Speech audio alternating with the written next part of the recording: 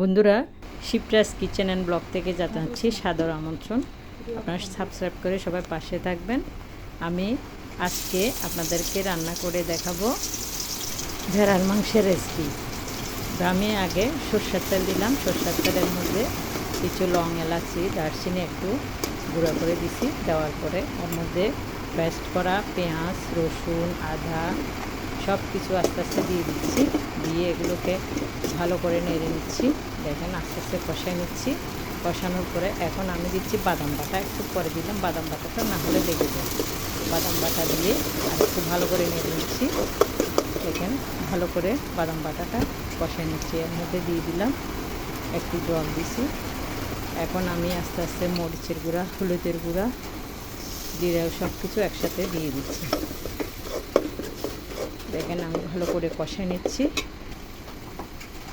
মশলা না কষালে মশলার গন্ধ থেকে যাবে। আস্তে আস্তে ভালো করে আমি কষাই নিচ্ছি। এর মধ্যে একটু জিরার গুঁড়া দিলাম। মাংসের মশলা দিছি, কিন্তু ওটা আসলে আমি স্কিপ হয়ে গেছে, দেখাতে পারি নাই। মাংসের মশলাগুলো আমি দিয়ে দিছি। এর মধ্যে দিয়ে দিলাম এখন আমি ভেড়ার মাংসগুলোকে ভালো করে কষে নিব। ভেড়ার মাংসগুলোকে না কষালে গন্ধ থেকে যাবে। অনেকক্ষণ ধরে কষাবো আমি। ঢাকনা দিয়ে দিলাম।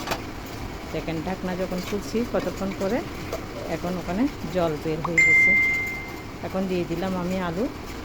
একটু আলু না দিলে মাংসের মধ্যে ভালো লাগে না, তাই একটু আলু দিলাম। আমার মেয়ে খুব আলু পছন্দ করে, তাই আলু দিলাম। এখন আমি জয়ত্রী, জায়ফল গুলো গুঁড়া করে দিয়ে দিচ্ছি।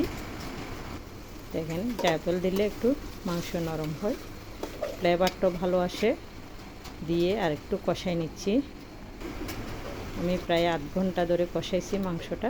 কষানোর পর একটু গরম জল দিচ্ছি। মাংসের মধ্যে ঠান্ডা জল দিলে মাংস শক্ত হয়ে যায়, এ কারণে আমি গরম জল করে দিয়েছি। দেখেন মাংসটা আস্তে আস্তে আমার ঝোলগুলো শুকাই যাচ্ছে। ভালো থাকবেন সবাই।